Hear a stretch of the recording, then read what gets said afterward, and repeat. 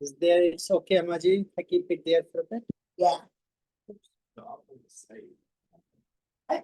No.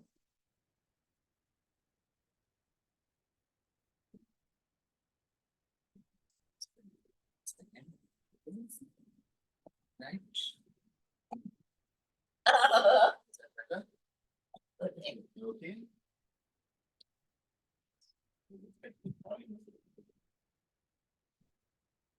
So you're so busy looking at the phone, but she forgets what she's saying. Yeah.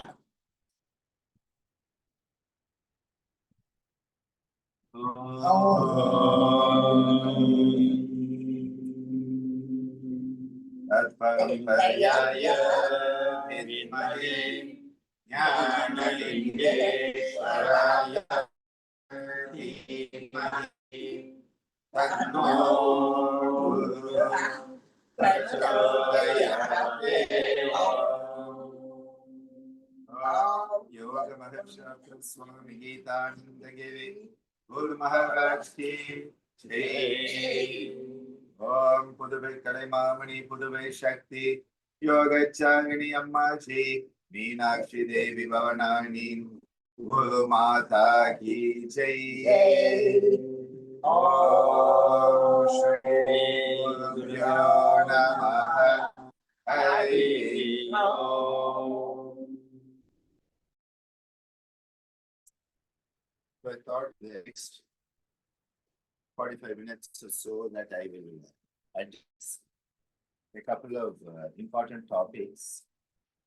And I think a good place to start is when we talk about yoga, we are talking about something that is both the process as well as the goal. Yoga can be understood as the method as well as the goal, the process as also the destination, because the destination is also yoga, because yoga is that state of oneness, but yoga is also and practices that enable us to attain that state of oneness. So this is how the process and the goal of yoga. When we talk about yoga, we are talking about something that is, first of all, timeless. It is called Sanatan. So the idea that yoga was created by somebody is not an Indian concept at all, because for us, yoga was discovered rather than created. The concept of individuals creating is not really an Indian thought. I think the pen may have a small protective tip on it. You have to just take it off and then it works. That is so that the ink doesn't smudge. So we have concepts that when did yoga originate? Well, one way to look at it is that when life originated, yoga originated. Because the moment the individual was created, the moment life was created, a sense of duality manifested. It's all conscious. The moment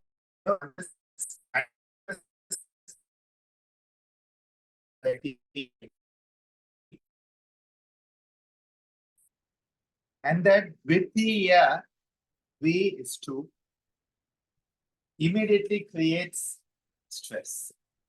When you are 1, there's no stress. When you are 2, there's a lot of stress. Because that two-ness, that duality, creates friction. When you are 1, there's no friction.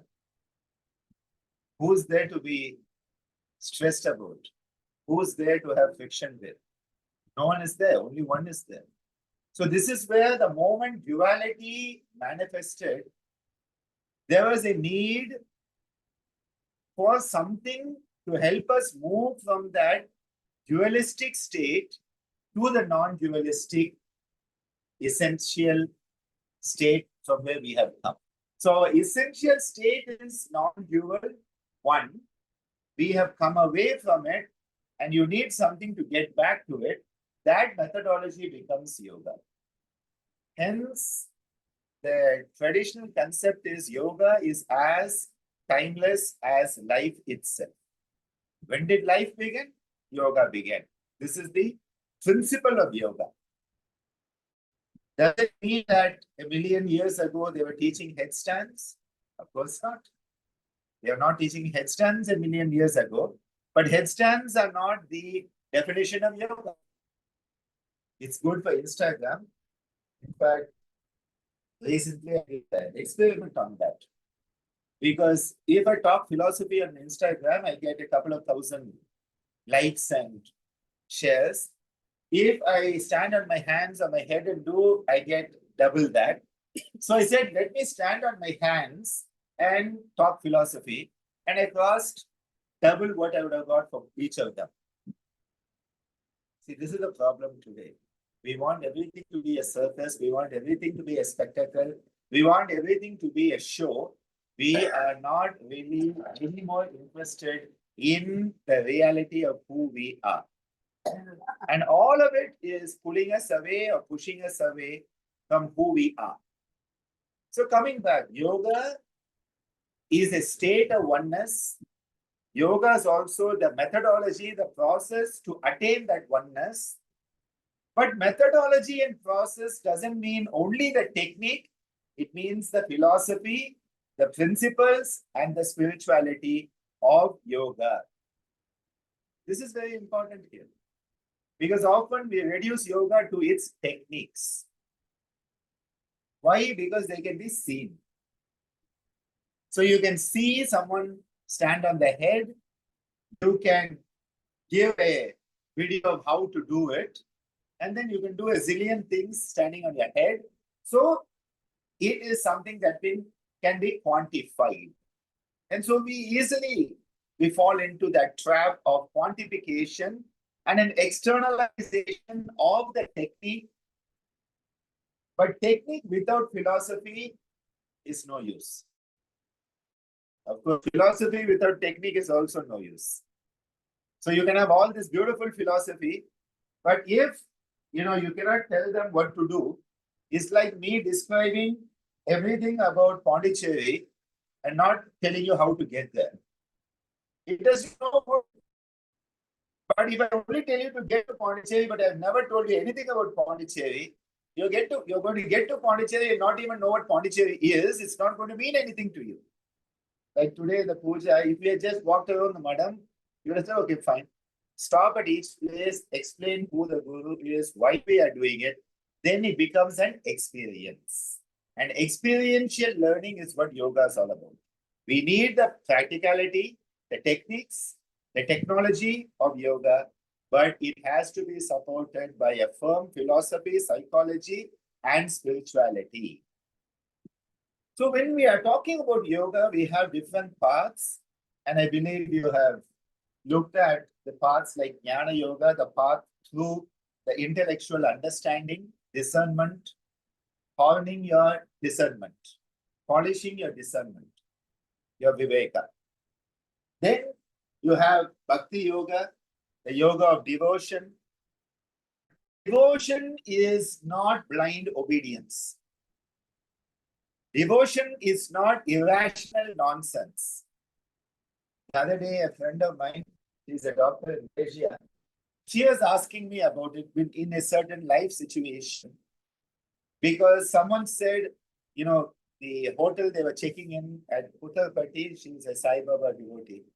And she said they were checking in and the guy in the hotel wanted a copy, a Xerox of the passport. And he wanted to send it out with a 10-year-old kid who was walking by. So imagine giving a passport to a 10-year-old kid who you don't know, to go to a shop you don't know to get a copy, a Xerox of your passport and bring it back. And she said, I will walk over to the shop and do it. I don't want to do that. And someone who was with us said, oh, you are in Uttarpati, you have so much of bhakti and devotion to Sai Baba. Why don't you trust Sai Baba and just give it and it will all be fine? And she asked me about it. I said, well, you are very rational. Because people think devotion means you leave your rationality behind. That is not the Indian path of bhakti. Bhakti has a great amount of rationality also into it. It is not irrational belief. And again, bhakti yoga is not just sitting around saying, and oh God, you are good, oh God, you are good, oh God, you are good. That is not bhakti. Bhakti is the capacity to see the divine in everything and everything in the divine. So if you say only that stone is God, but this stone is God, you are practicing bhakti yoga. Bhakti is the capacity to transcend all the human made and understand how you can give over to that highest manifestation of universal integrity. You have Karma Yoga, the path of action.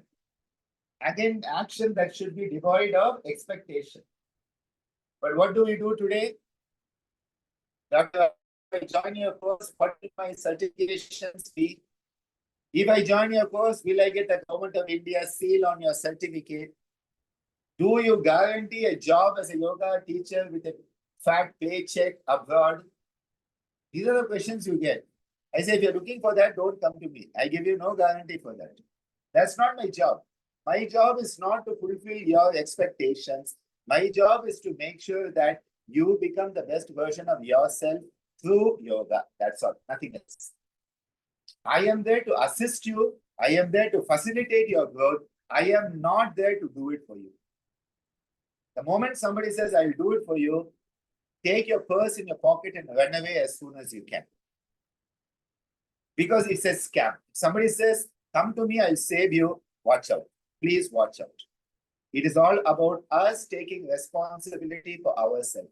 Karma Yoga is a path of great responsibility. You are doing what you are doing for the sake of doing it, nothing else, nothing.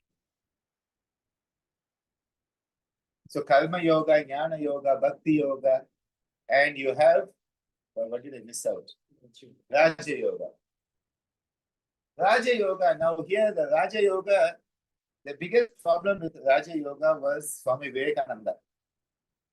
Now we all love Vivekananda, yes, no doubt about it. And he went to Chicago, gave an address saying, my brothers and sisters of America, and yoga became popular, or better, or most probably worse.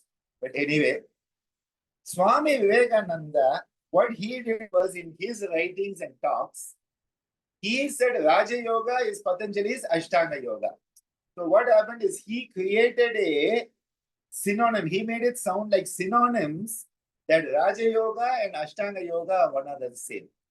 But actually, from the Indian tradition, Raja Yoga implies the inner aspects of yoga that complement the Hatha Yoga. This is why in our tradition it is said Hatha Yoga supports Raja Yoga, Raja Yoga supports Hatha Yoga. So they can be understood as the externalized and internalized aspects of the practices. Raja is where you are mastering yourself. You are learning to be an able, competent, benevolent ruler of yourself. You are your own king or queen, but not a dictator. You are becoming your own boss. Now, hopefully, you'll be kind to yourself. That's why I said benevolent. I always believe the benevolent dictator is what would actually suit the world today. But benevolent and dictator is an oxymoron. I mean, benevolence and dictator doesn't go together. That is the problem. We have seen enough of all our communist countries to know a bit about that model. And now we are seeing it in our so-called democratic countries also. So, you know, it's a weird world we are living in. Now, along with this, a very important aspect is the Ashtanga given by Maharishi Patanjali. That gives us the structure to work on all aspects of ourselves as a social being. How can I develop myself as a social being? Here he says, my dear Jnanadev, you have Yama Niyama. Work on Yama Niyama. You are working on that social beingness of yourself. How to relate to others, how to relate to the self, how to be human. give you the answers. Can you be perfect? No. You cannot be perfect in the Yama Niyama because they are such aspirational ideals. Yama Niyama are high aspirational ideals or idealistic aspirations, but then are you supposed to negate them? No. Then what are you to do? You are to do your best. As Amma says, do your best and leave the rest. Right? So the idea is you don't say, oh, I can never get there, so why should I try? No, you must try. Why should you try? For the sake of being human. Because every attempt to live by the Yama Niyama will enhance you as a social being. And please remember, the human being is a social being. We are meant to be social, not antisocial, not asocial. Today, a lot of antisocial, asocial behaviors are seen because people have not understood what it is to be human. So, Yama Niyama, you want to work on your physical existence. You want to become fit in this body given by the gods. It is said, this body has been given by the gods. Now it is my job to take care of it. Swami used to say, God breathed the first breath of life into man and then told man, take care of it. But man forgot the second part. Take care of the breath. Breath is brought in by the divine. After that, it is our responsibility to take it forward. This body has been given by the divine. It's a Divya Deha. And Divya Deha means a divine body. But it may not look too divine at times. That doesn't matter. It is divine. Because we have been given the body that will help us to work out the karma we need to work out in this incarnation. So either whether we are white, brown, black, tall, short, fat, not fat, horizontally challenged, vertically challenged, whatever it is, all of that doesn't matter. That is part of us working out our karma. That is why we are here. We are not here to compare with somebody else. Somebody else's job is their job. Somebody else's life is their life. Our life is our job. That is where the Yama Niyama enable the social wellness. Asana Pranayama, they work on physical wellness, physiological wellness, functional wellness. What is health? One of the simplest definitions of health is optimal functionality. If you can do whatever you want to do physically, you are healthy. If you want to do whatever you want to do mentally, if you are healthy, if you can do it. Functionality is one of the optimal aspects of health. It is not about blood sugar. It's not about blood pressure. It is not about your MRI scan. There are people who don't have feet and who are more optimally functional than people who have feet. There are people who don't have hands and they are more functional than people who have both hands and are sitting at home doing nothing. So it is not the presence or absence of the limb. It is not your medical report that determines your health. It is your optimal functionality. That is one way to look at it.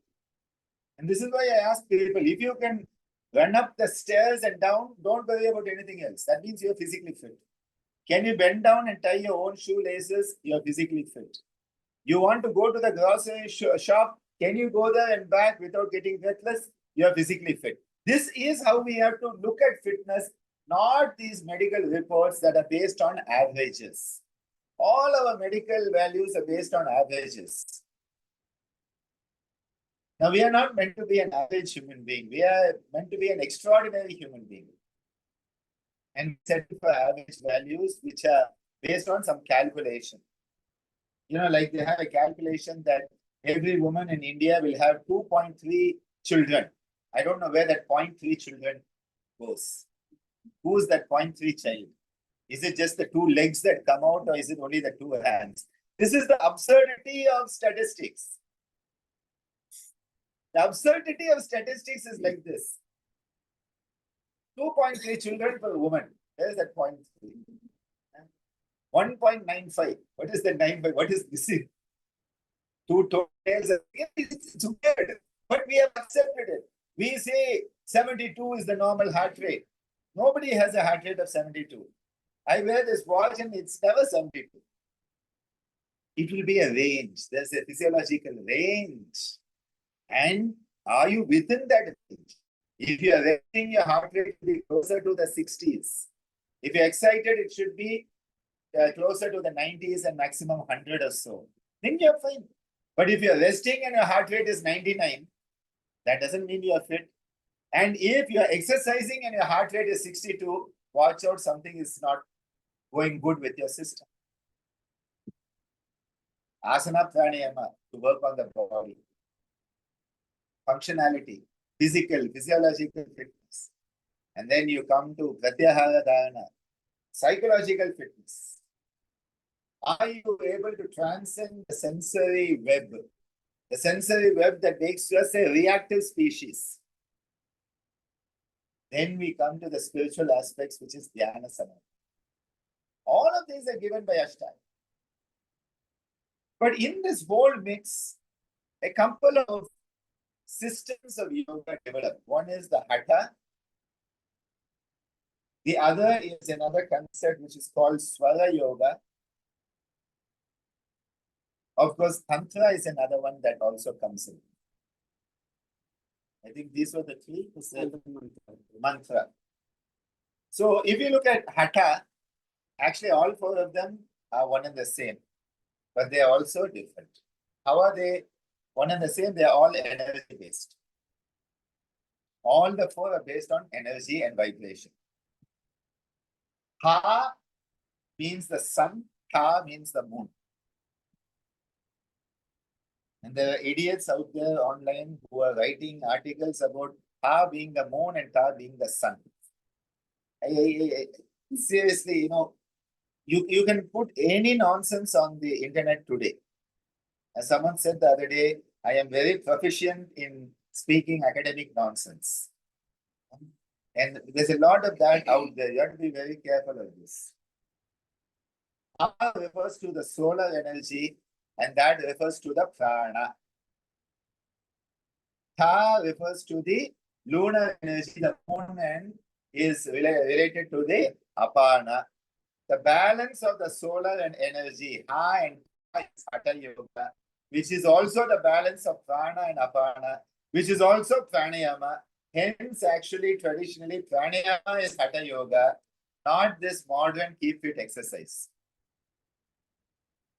But today we think Hatha means to force. Because yes, one of the connotations of the word is to force.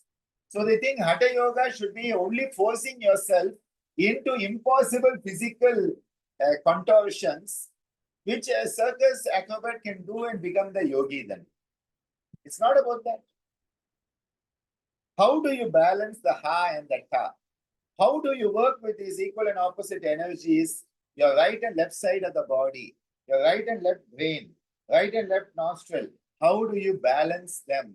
Bringing about a balance between the energies of the right and the left, the sun and the moon, the positive flux, the negative flux, anions, cations, anode, cathode, all of that, electrons, protons.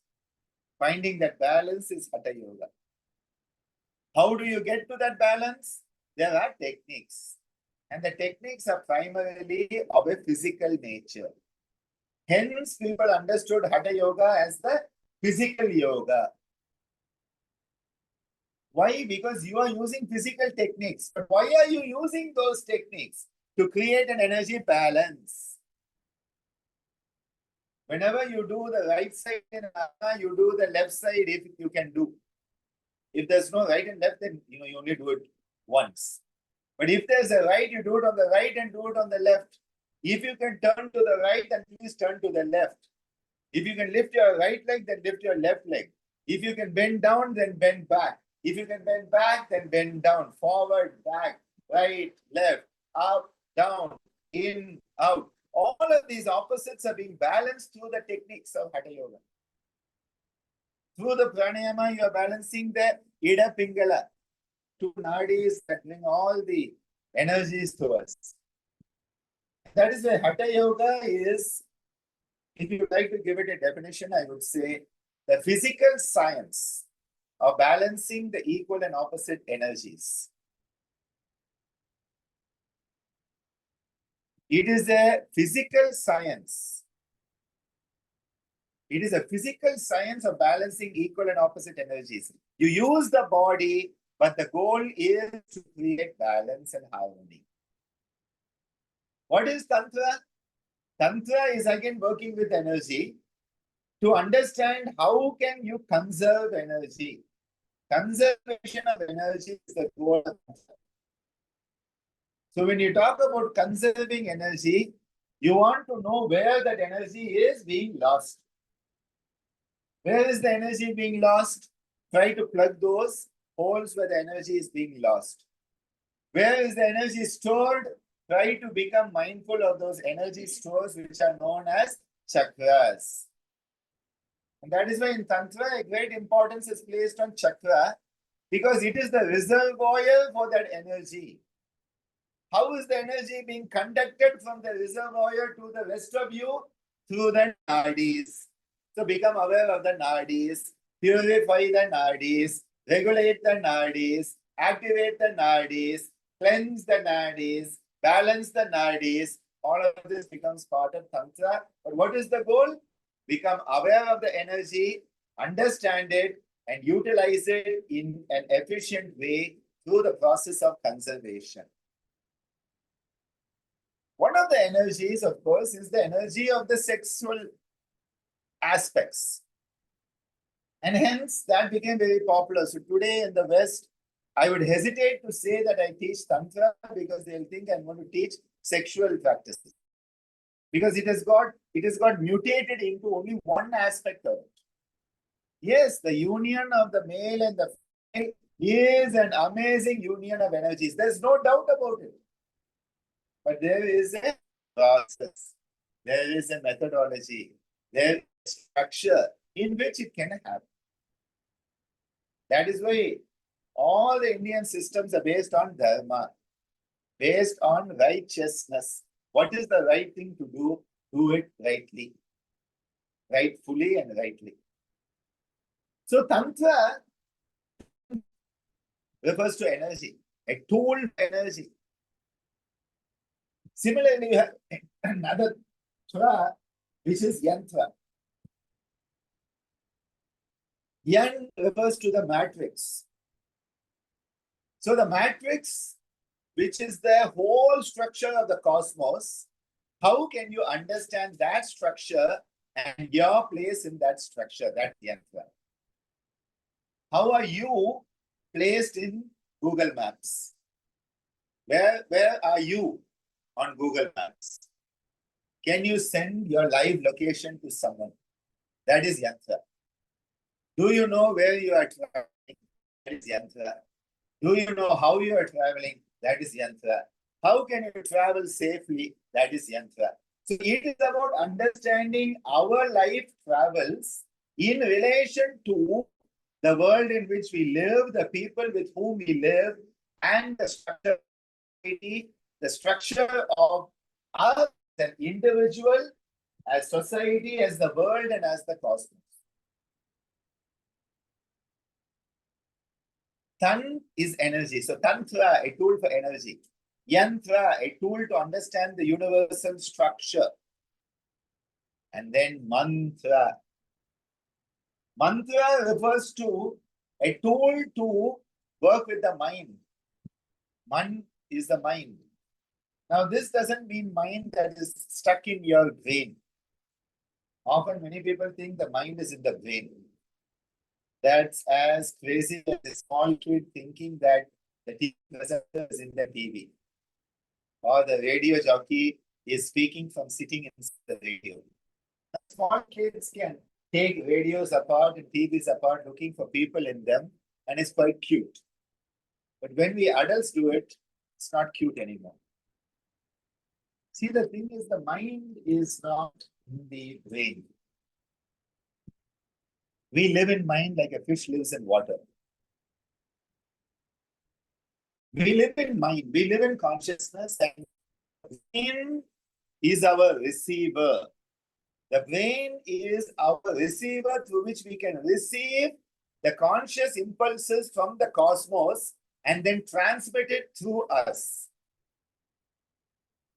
The brain is only the transmission device. It is not the originator, which is where modern neuroscientists are struggling, because they want everything to originate with the brain cells. Your brain cells are fired and hence you have that thought. Love is nothing but neuropeptides and neurochemicals, neurotransmitters. No, it's much more than that.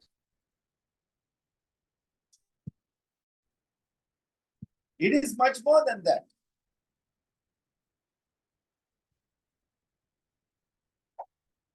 Because when we are talking about the mind, we are talking about something that is a very particular quality of being human.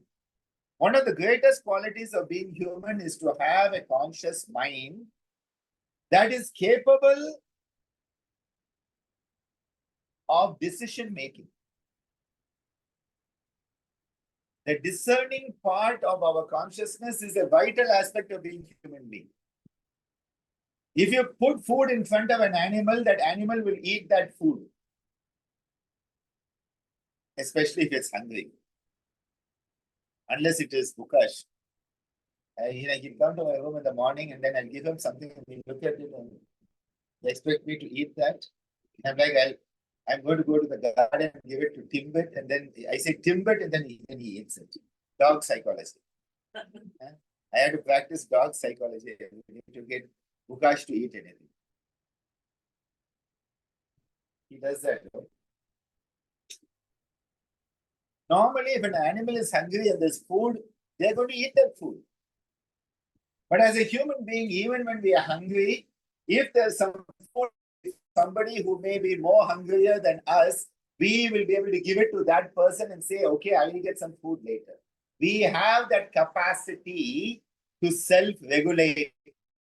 Lower animals usually do not have. Animals are bound by the instincts. Favorite statements is animals are bound by the instincts. We humans can grow with our intuition. Intuition is what makes us human beings. That is the manas. So how do you connect to this manas? How do you connect to this cosmos? That is where the Rishi said the mantra. Because when you chant mantras, these mantras are aspirational statements made in certain patterns of chanting with statements that have their own energetic power.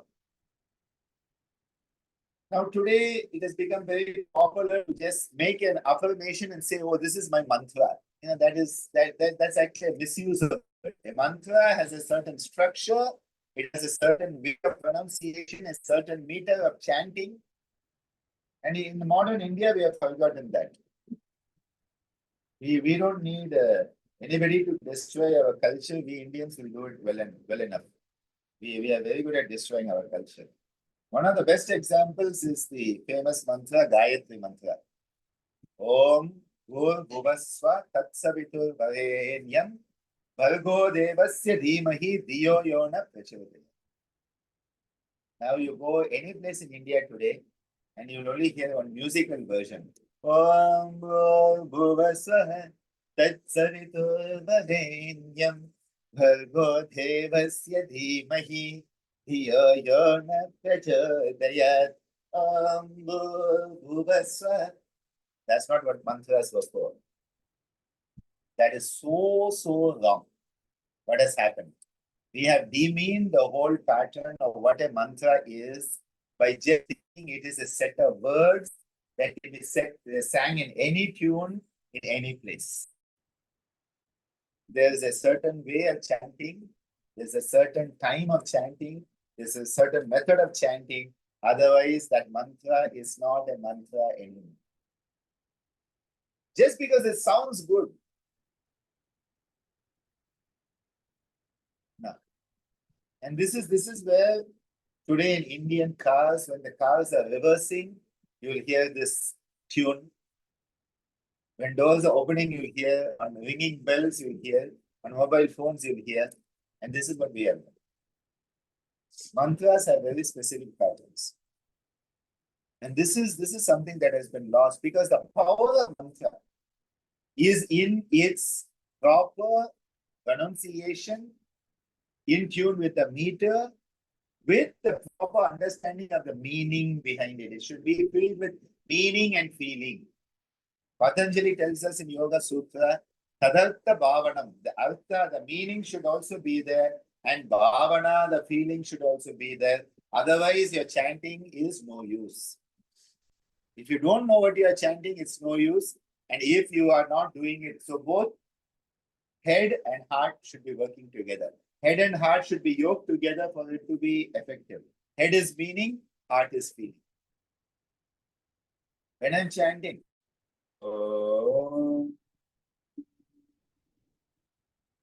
I should be contemplating what is that Om. If I'm not contemplating what is Om and I'm chanting it, this is not a mantra. It may sound like a mantra, but it's not a mantra. And this is why mantra yoga today has become a very, very popular activity. But the way it is being done, there's a lot of question. It's like how yoga has become equated with a keep fit exercise done in gyms. It's a very, very pale shadow. In our chanting, when we chant, if you are going to chant, like for example, Om Trayambakam Yajamahe Sugandhim Pushtir Vardhanam Urva Rugamiva Bandhanat Hetya Mokshiyamamritat. There's a pattern of chanting. There is a note below it, a note above it. And that is how you chant. Om Trayambakam Yajamahe Sugandhim Pushtir Vardhanam Urva Rugamiva Bandhanat Hetya Mokshiyamamritat. If you're putting it on, you'd have this type of a scale would be going. But today, what happens? I'm like, what? It's a mess. It's a mess. Just like I said, Bhakti Yoga is not just sitting around, hey God, I love you. Hey God, I love you. No, God is like, okay, if you love me, do something about it. Find me in people who you live with, okay? It's always easy to find God in people who are on the other side of the ocean. Can you find God in your partner? Can you find God in your neighbor? That you love the neighbor as yourself. Why? Because the neighbor and us, we have an amazing neighbor here. They always have some problem or other. Neighbors are meant to have problems. That is why I think they said, love thy neighbor as thyself. What do you do if you don't like yourself? How do you love your neighbor? See, the idea is, if you cannot see the divine in everyone and everything, then what are you talking about Bhakti Yoga? If you cannot understand these vibrations and attune yourself to that vibration, it is not mantra. It may be a nice music. It may sound good. A lot of these modern bands, they do a lot of mantras and they chant and do it. Okay, fine, but they could create their own lyrics. They don't need to take lyrics from our Vedic literature to do that. That is my thing is create your own lyrics and do it. You're all talented. I remember there was a guy at Milan. We had the Milan Yoga Festival. Sabrina used to do it, and so she invited me and Aruna. There was a very famous guy who's very famous, and he's like, I spent 7 years in Varanasi and this, that, everything, and Aruna and I was struggling to sit there. We were not. He's like, we are going to sing a song for Shiva. And then he sings a song which is for Devi. Sarva Mangala Mangalye Shive. There, Sarva Mangala Mangalye Shive Sarvada Sadhake. It is for the mother goddess, Shive meaning the consort of Shiva. This guy spent 7 years, I don't know, smoking what in Varanasi. that he got back and he doesn't even know the difference between a song for the mother goddess and for Shiva. And everybody's like, yay! Shake the hand. Very popular. Very popular. And everybody's like, wow, wow, he was chanting a mantra. And he was not chanting a mantra. And then they come to Rishikesh and they do that. Same thing happens. See, we have to understand mantra is a tool. And if it is a tool, if the tool is not used properly, it can go the other way. If I have a knife, that knife in the hand of a surgeon can save a life. That same knife in the hand of a serial killer can take many lives. The tool is one. How is it used? And this is why we use these tools. They're very subtle. Everybody thinks meditation is easy. I remember in Jitman when I was working, a man came to me and he said, Dr. Ananda, I would like to learn meditation. I'm like, wow, great. Somebody wants to learn meditation. I said, why? He said, I cannot do all this asana and all. So someone told me it is easy to learn meditation. I said, you have come to the wrong person. Get out. You know, it's easier to stand on your head for 10 minutes than to sit for 1 minute quietly and still the mind. Because when you sit quietly, I have no idea whether you are actually contemplating or whether you are gone to sleep. Or you're thinking about the pizza you're going to order next week.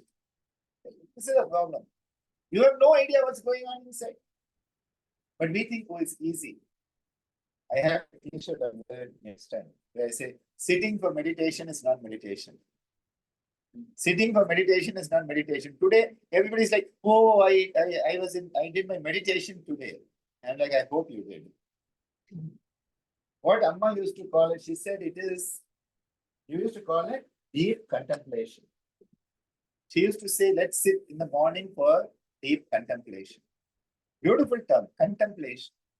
Contemplative silence, contemplative sitting. That is actually what we can aspire to do. And when you do that, the mind gets trained and then meditation occurs. Meditation has to occur on its own. You cannot do it.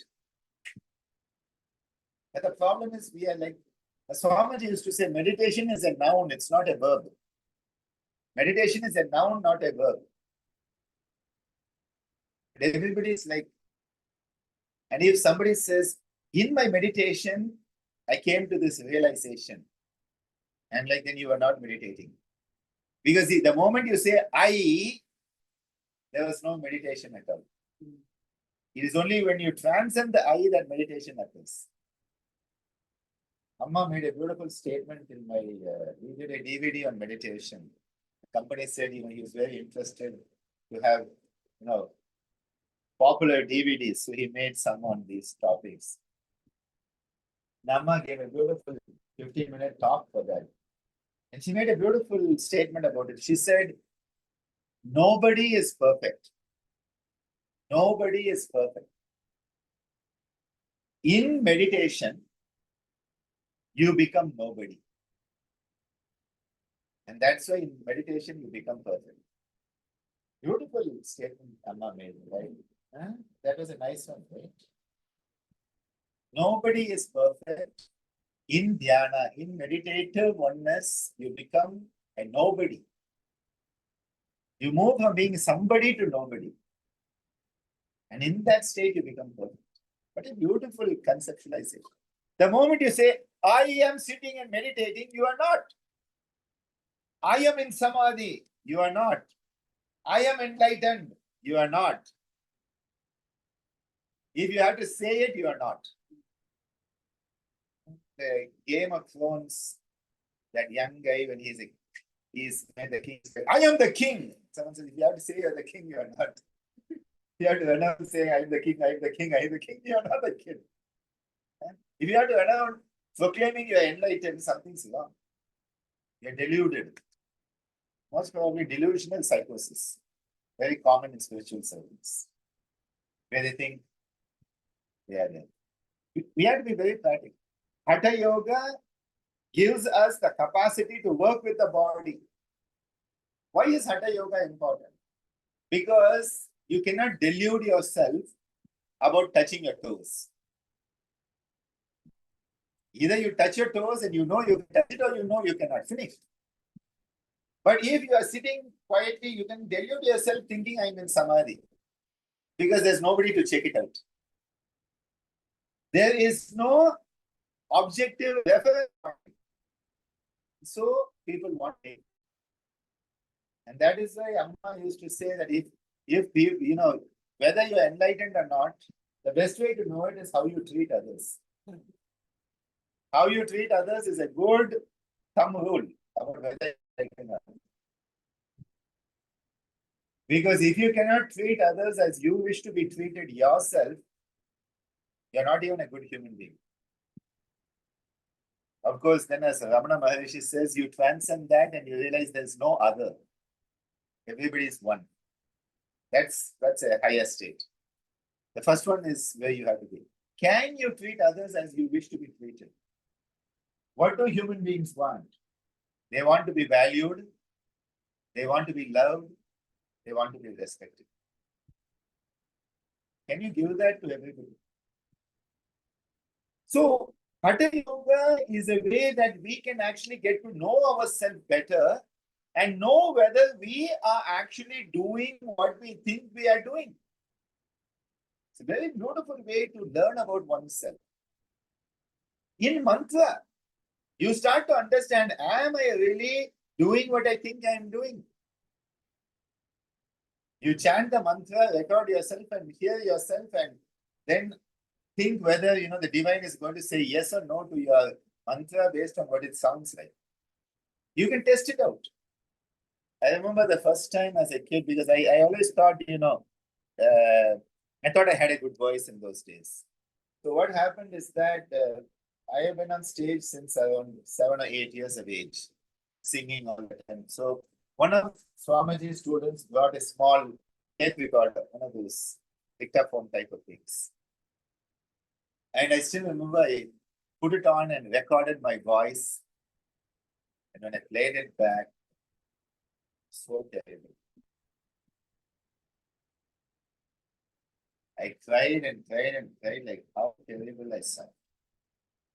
And then I realized people don't like the verse. That's something that when you hear the recording, you realize. Now I got used to it. Now I can hear my voice and not get too, depressed about it. There are a few recordings that I can hear. It's like when I made my DVDs. Once I made them, I couldn't watch them. I think out of the 19 DVDs, there are 2 which I can still watch. Others I cannot even watch, and it's so sad. They're good, okay. They're good, but this is one of those things. Can you listen to your own mantra and feel good about it? Now, would Shiva actually say, yes, I bless you after listening to your... Shiva says, oh my God, stop that, my ears are bursting.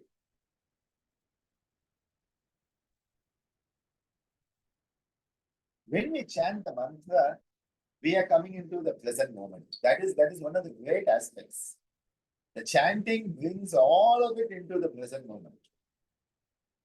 So it's a very beautiful experience, and you are again attuning yourself. Again, that energy, all of them have that energy component that is a common thread.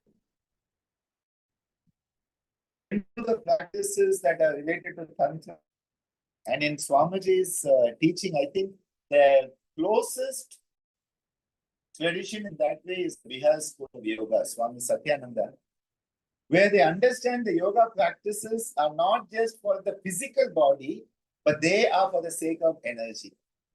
Because today, most of the yoga schools are only focusing on alignment and which muscle is contracting, which muscle is relaxing, which joint is turning. It's all become physical based.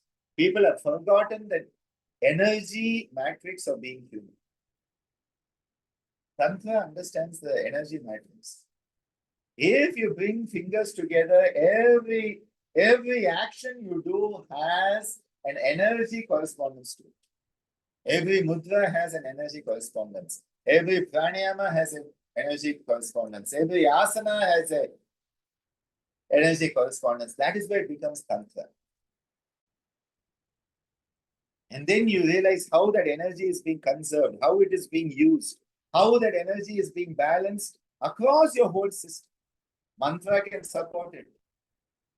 Hatha Yoga works on it. Tantra is the understanding of it.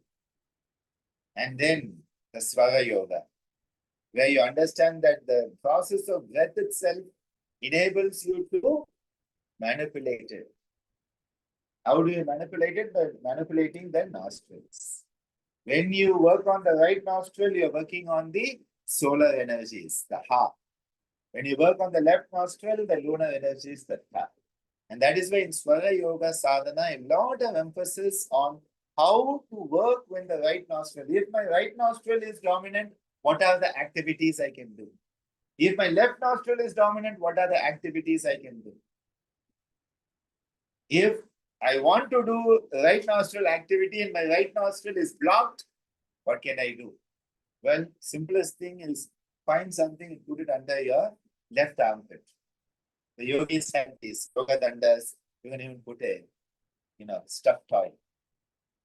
Mind me using a toy? No. Okay. So if I do this for about 15 minutes, the right nostril will open. The opposite to this axilla, this will open. If I want this nostril open, put it under here for 15 minutes. Automatically. And that is why the yogis knew it. So the yoga danda, they would have, a staff like this. They put a yoga danda and they'll be like this. So when the guru was sitting with the right armpit compressed, it meant the left nostril was open, which means he is in deep contemplation.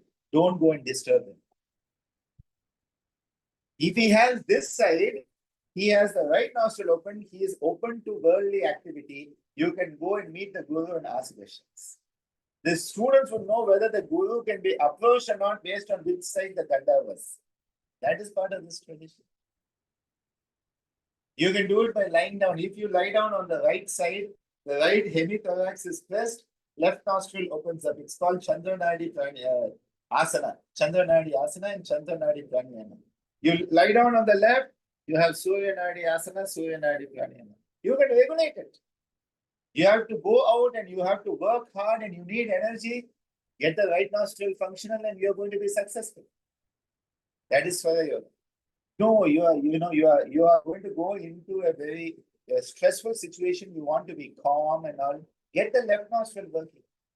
If your left nostril is working, you can mitigate the stress much, much better. And of course, if both are bad, do sadhana, because that is the time when both nostrils are open, the energy is flowing the central canal, Sushumna Nadi. And that is the time for the highest spiritual experience. So don't go out and be fighting with somebody in the middle of the road. That's not the time for that. What is the time for it? When is it to be done? What is to be done at the appropriate time? All of this comes in Swara Yoga. So if you look at it, Hatha Yoga, be it Hatha, be it Swara, be it Tantra, or be it Mantra, all of them are working with energies at different levels. When you evoke, in mantra, you evoke. When I say Durga, what I'm doing, I'm evoking that energy. And I'm evoking it so that energy will come inside me. When we chant the Gayatri mantra, Tanno Durga Prachodayat, what it means is, may that Durga energy, that fierce endurance, strength of the cosmic mother, may that energy come alive in me so that I become Durga. I become Ganesha. I become Shiva. Not that, oh, Shiva, come and help me. Oh, Ma Durga, come and fight my battle. No. Make me strong to fight the battle. I need to fight with the energy that you possess. It's empowerment. Gayatri mantras are amazing empowering tools.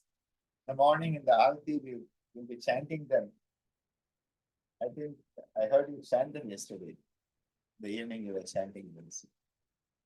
Very important tools. Gayatri mantras are amazing tools of empowerment. They are not prayers for somebody to do it for you. They are prayers that you are given the power to do it for yourself. May I have the power and the capacity to do it for myself. It's like the Lord's Prayer where they say, may I have the courage to, face the challenges, and may I have the, you know, willingness to accept that which cannot be changed. May I change that which I can change, the power to change what I can change, the power to accept that which I cannot change, and the wisdom. There are things you have to learn acceptance. There are things to change, learn how to change them. Know when you have to practice acceptance and when you have to practice change. That is discernment. And that is what the Gayatri Mantra is. I think that's a good place for me to stop and suggest something for Amma and conclude. Tomorrow morning we'll have the Aarti, and then I will be going to Surendran's wedding. Gajendran's son Surendran is getting married tomorrow. So we'll go to bless him, okay? I will go and come, okay, on your behalf. Right? Okay. Thank you so much. This is one of the most amazing stuff you can ever imagine, a peacock stuffed dog. And this is the rarest of the rare, right? Remember this Mayuri? Yeah. Huh? Amma has a full set. Mayuri, this is Ganesha. I think this was Hanuman, right? Yeah. Have your whole set. Just let me tell you, this was Sangeeta brought it. I call it the pizza dog.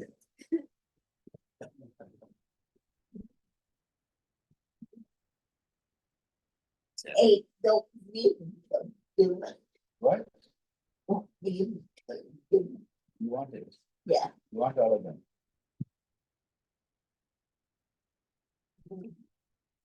You won't be having space in your bed if they are all here. What will you do if now they are all here? Then where will you be?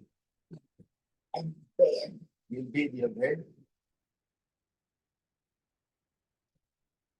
See that.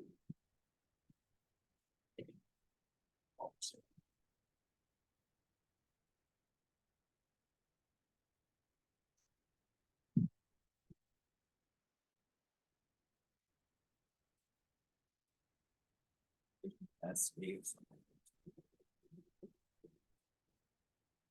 As it's the Sunday night with Amaji, so typically some nights we do some home chanting, isn't it, Amaji? So you all are welcome to stay a bit longer as we going to continue. And if any of you have got other commitments, there is no offense if you need to go and do other things. So you're welcome to stay, and of course that's nice if you stay. So continuing from where Dr. Ananda had left us, giving us a little bit of this whole some explanation Amati of the Hatha yoga, and then we looked at the Tantra, then the Yantra and the Mantra. And now we're going to have a little bit time to understand the concept of Pranava and sort of the relation of the Pranava and the Sunday evenings, Amaji.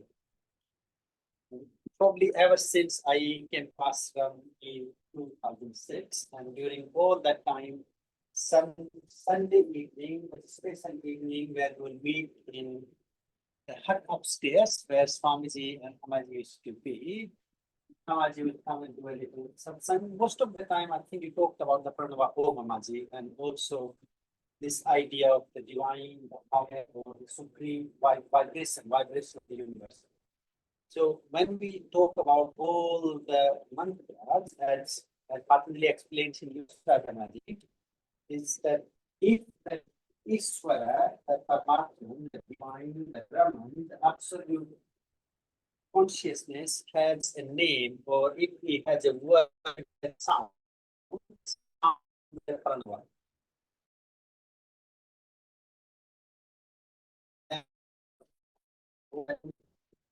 In pranayam, we chant it with the A, O, and E. I believe is associated with the three creative principles of the divine or the higher consciousness. So we have the creative principle, that's the first one, the Brahman or the Brahma. So the Brahma is the creative aspect of the divine. Then whatever being created need to be looked after. We can say be preserved or kept together. So we have the second principle of the Vishnu, who protects, preserves, and look after things. And then at the end, everything must have an end, isn't it? I know lots of people they try to be immortal. Yes. Wow. Most of the people who tried that, Amaji, they end up. So most of the Rakshasas, like the Ravan, and we have so many examples in our history. So they created more of the trauma, not only for themselves, but everybody else around them too. So what begins need to sustain and then it need to come to end. So then that brings to the third principle, which is the principle of the Shiva. I know lots of time we translate Shiva in the destroyer, which I think is a little bit unfair, Amajiya, because the Shiva is to complete the cycle and then to decompose it so the new cycle can begin. So that's the third principle. So think of it as the conception, then the life to exist, and then the life to end, so the new life can begin. So we have those three principles of the Brahma, the creator, Vishnu, the sustainer, and then the Shiva is the recycle or to restart the cycle. And in the pranava, then the three syllables, three sounds we have akara, a. That was to begin. That is the creative principle of Brahma. In our physical body, we associate it with the energy centers below a diaphragm. So the creative principle of the Muladhara, the Swadhisthana, and the Manipura. Then what we create, we need to hold it, isn't it, Tamaji? We need to make it survive. We need to make it exist. We need to make it stay as it should be. So that comes to the heart center, where we have the middle sound is the ukara, the u. And then we have the transcending sound moving through the anya and the crown, the sasrara. And that is the akara, humming, the tone. So just giving you all a little insight into the Brahma Om. It really had the layers on top of the layers, isn't it? So we can think of it as an absolute principle, the sound of the universe, sound of the divine. Now, when we hear some of the recordings from the Voyager 1 and 2, they are traveling out somewhere in the space, far, far away from our solar system. And when you hear the report in the vacuum where there's no energy, no air, and no light, that sound is still there. I believe it sound is there, Amaji, because nothing else is to suppress that sound down. Like Pranava sound is here too, but the sound of the cracking noise of the firecrackers is too loud. It's hard to even hear what I say, isn't it? So think of the vibration that exists universally, but because we have become too loud. Now, when I say loud, it doesn't have to be blah blah blah talking, is it? It can also be loud, head, loud, feelings, emotions. So even the things traveling out of our solar system, in the vacuum, they finding these sounds exist, which is amazing to see. Even our modern science being able to trace those sounds. I remember Amaji talking about this many times. The rishis, deep in meditation, they hear the sounds, they hear the pranava om. Isn't it, Amaji? So he wasn't like somebody who is very intellectual and scholar thinking, okay, what things I can give you all and take the money for sharing the practices and write it down. These practices, like the mantra om, and these were really think of that. So the mantra in the abstract relates into the beginning. Then connected to the three principles that I mentioned, the Brahma, the creator, Vishnu, the sustainer, and the Shiva, the destroyer.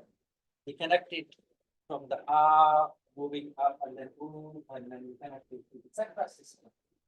In some places, Samaji, we also connect the Akara because all our manifestation is to do with our past. Isn't it? Like we are the creation of everything that we have done. So probably if you have done lots of bad, then we are bad creation. Okay. If you have done lots of good, then we become a good creation. So credit goes back to the I, isn't it, Amaji?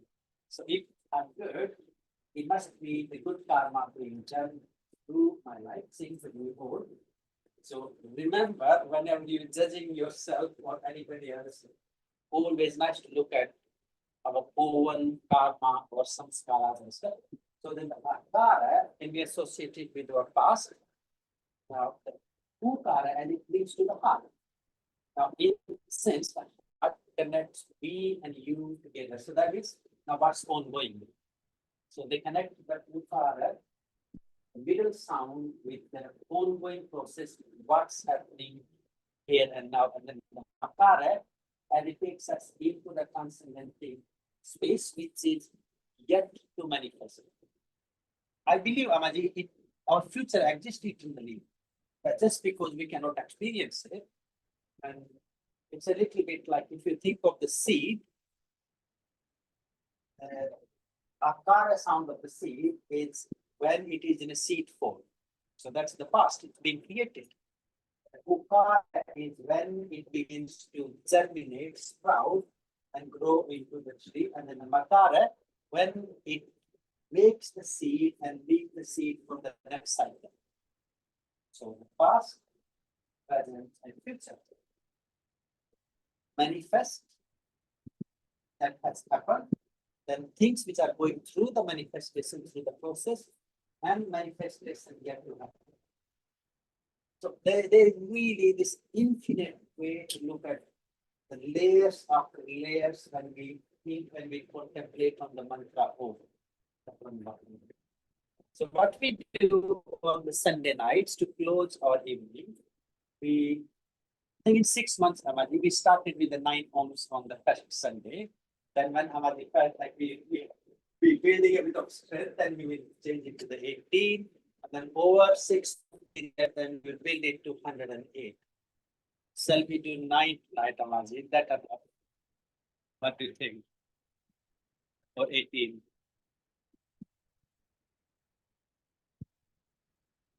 9? Right. Shall we do the 9 Oms tonight or 18? Okay.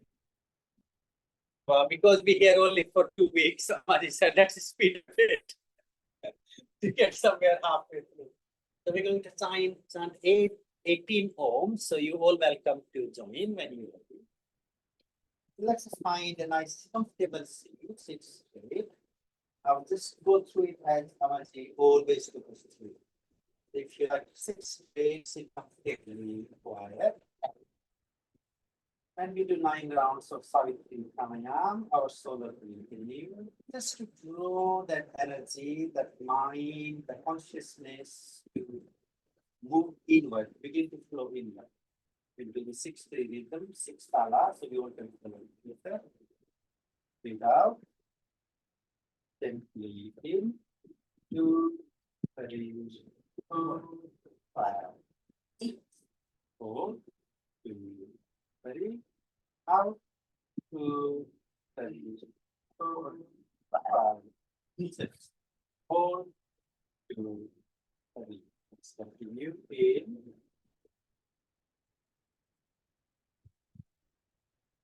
Hold, out, hold, in,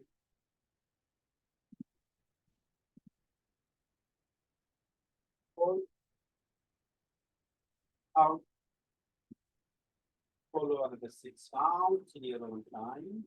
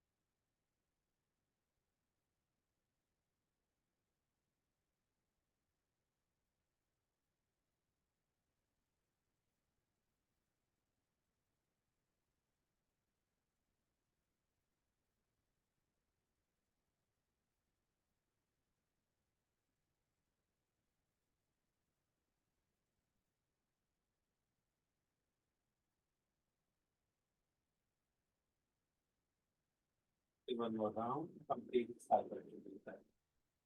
And then we'll be doing the pranava hold. Let's keep it really soft and easy as it's still beginning for all of us here. It's still learning from that. So we'll keep it easy.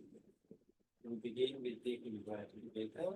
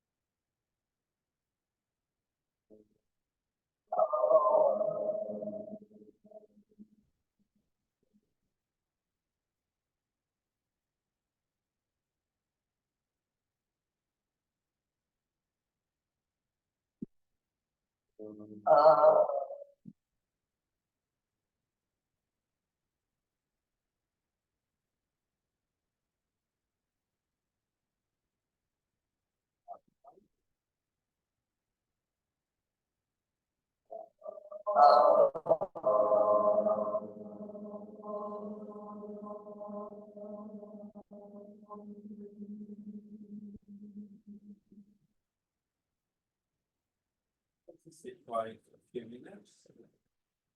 It's like you to focus your intention, your heart, awareness into the vibration, into the tune within or with the divine. That the hand becomes so humble. The pulsar dissolves into the Paramatma. I becomes free. From the duality into the duality.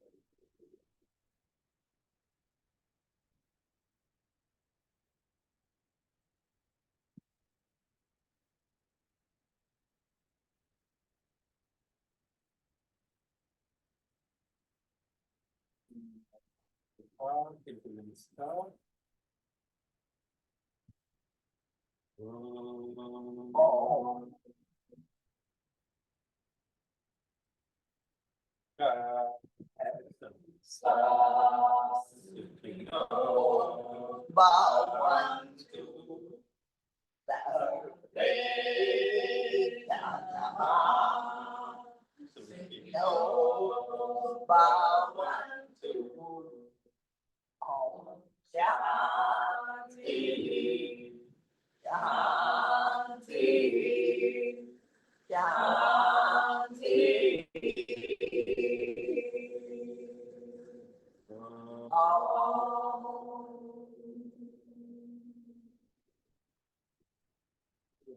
Everyone in being there at ashram, being as much as yourself. Hope Amaji, we're going to have a great next 2 weeks, a great time of sadhana, lots of joy and happiness, and hope we will all have a bit of that emotional process too. Let's hope the divine and Amaji will keep us on the right path. So make sure you will get a good sleep as we go to we have a long day as we'll be in full process tomorrow. And you happy to bring the prayer in that. Right, and I'll show you. So the thing I will bring, if I will bring the prayer, 5:30 and 6:30, we all should be walking in the prayer hall. I hope to suddenly come at 6. Into the morning aarti, and then from there I will take you all to the actual that. And after that, I will show you all everything about that. I know we haven't had the time yet to see the different sessions we have. So we have an awesome food together and a good, happy family. Good night. Good sleep, everyone. Namaste, everyone. See you all for the next session. When you come. I will come.